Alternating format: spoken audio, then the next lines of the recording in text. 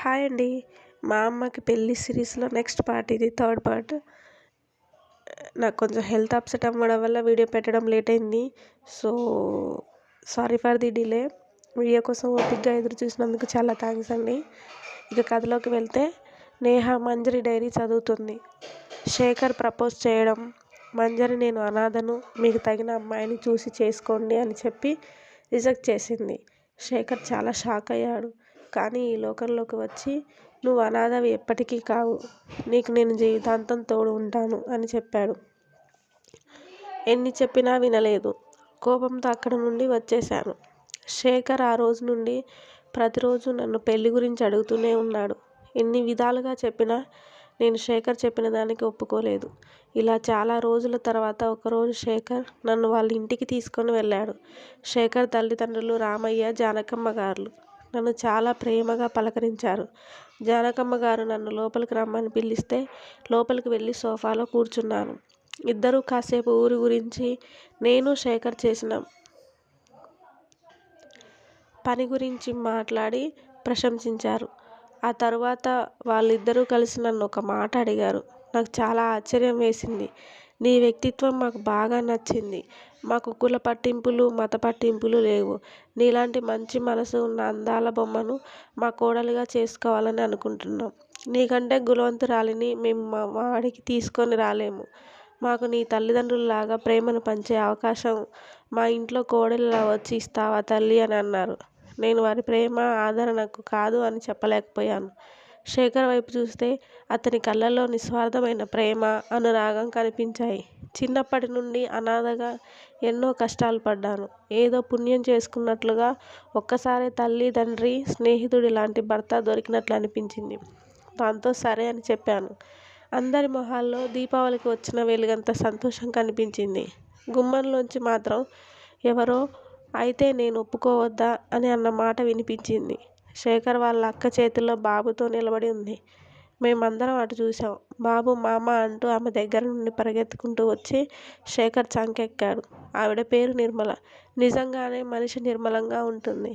లోపలికి వచ్చి మేము లేకుండానే మా తమ్ముడు పెళ్లి చేస్తున్నారా అంటే, జానకమ్మ గారు, నీ తమ్ముడి ఇష్టాన్ని నువ్వు ఏ రోజు కాదన్నావని, ఈరోజు వాడు ఇష్టపడిన అమ్మాయిని పెళ్లి చేసుకుంటానంటే మాకంటే ఎక్కువగా సంతోషించేది నువ్వే కదా అన్నారు. నిర్మల గారు కూడా నన్ను చాలా ప్రేమగా పలకరించారు. నేను అందరినీ గారు గారు అని పిలుస్తుంటే జానకి గారు అత్తమ్మ అని వరసలతో పిలవమని చెప్పారు. ఎందుకో మనసుకు చాలా ప్రశాంతంగా అనిపించింది. నిర్మల గారి కొడుకు వైభవ్. వాడి వయసు 3 ఏళ్ళు. చాలా ముద్దుగా ఉన్నాడు. వాడిని శేఖర్ నా దగ్గరికి తీసుకొచ్చి అత్త అని చూపించాడు. వాడు అప్పటి నుండి నాతోటే ఉన్నాడు. ఇలా కాసేపు కబుర్లు అయ్యాక నిర్మల గారు, అయ్యో మర్చిపోయాను, మా ఆడపడుచు కూడా వచ్చింది అని రేఖ అని పిలిచింది. ఒక అమ్మాయి లోపలికి వస్తే, సారీ రేఖ, మర్చిపోయాను అని నిర్మల గారు చెప్పాడు. రేఖ కూడా నాతో కలిసిపోయింది. అలా ఆ రోజు చాలా సంతోషంగా గడిచిపోయింది.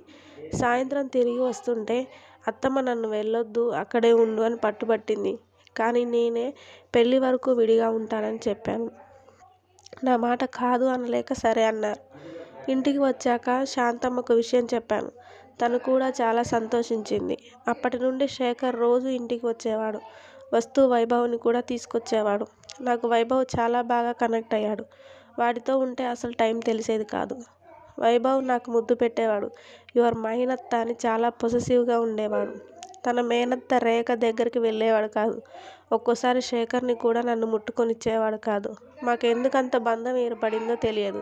కానీ వాడి నవ్వుల్లో నాకు ప్రశాంతత దొరికేది.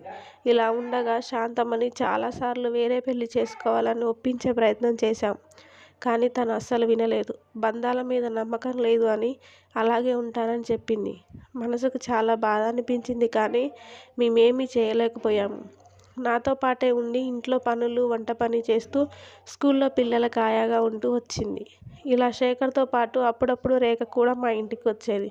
ఎందుకో రేఖకి శేఖర్ అంటే ఏదో మూల ఇష్టం ఉందని అనిపించింది. ఇలా కొన్ని రోజులకి రేఖ ప్రవర్తనలో మార్పు రావడం నేను గమనించాను. ఒకరోజు అందరం కలిసి గుడికి వెళ్ళాం. పంతులు గారు గోత్రనామాలు అడిగితే అసలు ఎవరికి పుట్టిందో తెలియదు. ఇంకా అవి ఎలా తెలుస్తాయి అని రేఖ అంది. ఆ మాట నాకు గుండెల్లో గుచ్చుకున్నట్లు అనిపించింది. కళ్ళ నిండా నీళ్లు నిండాయి. అక్కడికి శేఖర్ రాగానే చాలా బాగా మాట్లాడింది.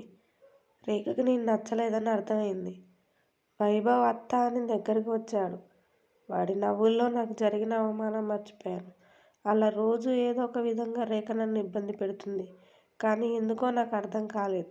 ఇలా ఉండగా అత్తయ్య ఒకరోజు మమ్మల్ని కూర్చోబెట్టి మాకు పెళ్లి చేస్తావా అని చెప్పి ముహూర్తం ఖరారు చేస్తాము, నువ్వేమంటావు తల్లి అని నన్ను అడిగింది. రోజు రోజుకి శేఖర్, అత్తమ్మ, మామయ్య గారు నా మీద చూపించే ప్రేమ, నిర్మల గారు కూడా నాలో తోబుట్టువుని చూస్తున్నారు. నాకు కూడా ఆ కుటుంబం నా కుటుంబం అవ్వాలని అనిపించింది. దాంతో సరే అని చెప్పాను. ఒకరోజు అత్తమ్మకి హెల్త్ బాలేదు అని చెప్పింది. నాకెందుకో ఆవిడని అలా చూడబుద్ధి కాలేదు. నేను ఆ రోజు మొత్తం అక్కడే ఉన్నాను. సాయంత్రం అత్తమ్మ కోసం సూప్ చేద్దామని కిచెన్లోకి వెళ్ళాను. ఆవిడకి కాస్త నోటికి రుచిగా ఉంటుందని వెజిటేబుల్ సూప్ చేసి వైభవ్ ఏడుస్తుంటే వాడి దగ్గరికి వెళ్ళాను. నేను తిరిగి కిచెన్లోకి వచ్చేటప్పుడు రేఖ కిచెన్ నుంచి బయటకు రావడం చూశాను. తన గురించి నాకెందుకు అని నేను అత్తయ్యకి సూప్ ఇచ్చాను.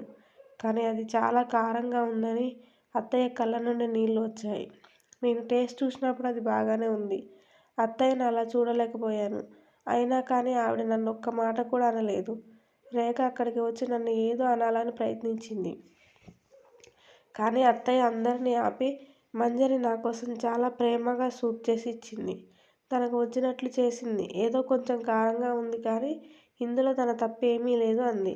ఆవిడ ఆరోగ్యం బాగాలేకపోయినా నన్ను ఒక్క మాట కూడా అనలేదు. నేను ఏడుస్తుంటే శేఖర్ నా దగ్గరికి వచ్చి చిన్న చిన్న పొరపాట్లకి నువ్వంతగా బాధపడాల్సిన అవసరం లేదు అని నన్ను ఓదార్చాడు. చాలా ధైర్యంగా అనిపించింది. రేఖ కళ్ళల్లో నాకేదో అసంతృప్తి కనిపించింది. నన్ను రేఖ చాలా తక్కువ అంచనా వేసింది. అమాయకురాలు, ఏం చేసినా ఏమనదు అని అనుకుంది. రేఖ కిచెన్లోంచి రావడం గుర్తొచ్చింది. నాకెందుకో ఇది రేఖ పని అర్థమయింది. మరుసటి రోజు రేఖని అది నువ్వే చేశావు కదా అని అడిగాను. రేఖ చాలా పొగరుగా పర్వాలేదే, బాగానే కనుక్కున్నావు అంది. అంటే నువ్వే చేశావు అన్నమాట అన్నాను. ఇలా ఎందుకు చేశావని అడిగాను. నువ్వు నాకు నచ్చలేదు అని చెప్పింది. నీకు నచ్చాల్సిన అవసరం లేదు, ఇంకోసారి నా జోలికి రావద్దు అని చెప్పాను. ఆ తర్వాత నేను రేఖని సరిగ్గా కలవలేదు. ఇలా మా పెళ్లి టైం కూడా దగ్గర పడింది. ఇన్ని రోజుల మా పరిచయంలో శేఖర్ నన్ను ఎప్పుడూ తప్పుడు ఉద్దేశంతో చూడలేదు. తప్పుగా నాతో ప్రవర్తించలేదు. ఎంత ఆలస్యమైనా సరే శేఖర్ ఇంటికి వెళ్ళేవాడు. ఇలా చాలా సంతోషంగా ఉన్న సమయం ఇది. ఇంకో 3 రోజుల్లో నా పెళ్లి ఉంది. నాకు కావాల్సిన నగలు, బట్టలు, ప్రతి చిన్న వస్తువు కూడా అత్తయ్య నాకు పంపించింది. ఈరోజు నాకు చాలా సంతోషంగా ఉంది. నా మధుర స్మృతుల్ని ఈ డైరీలో రాయాలని అనిపించింది. అందుకే నా చిన్ని ఈ జీవితంలో జరిగిన వాటిని రాస్తున్నాను. ఇందాకే శాంతమ్మ నాకు పాలిచ్చింది. ఇప్పుడు టైం రాత్రి 10 అవుతుంది. ఎందుకో కాస్త మత్తుగా ఉంది. ఎప్పుడూ లేదు ఇలా, నాకెన్నడూ జరగలేదు. అలాగే నా బాడీలో ఏవో మార్పులు జరుగుతున్నాయి. ఏదో కావాలని అనిపిస్తుంది అని డైరీ లాస్ట్ పేజీలో ఉంది. ఆ తర్వాత ఏం రాసి లేదు. మిగతా పేజీలన్నీ ఖాళీగా ఉన్నాయి.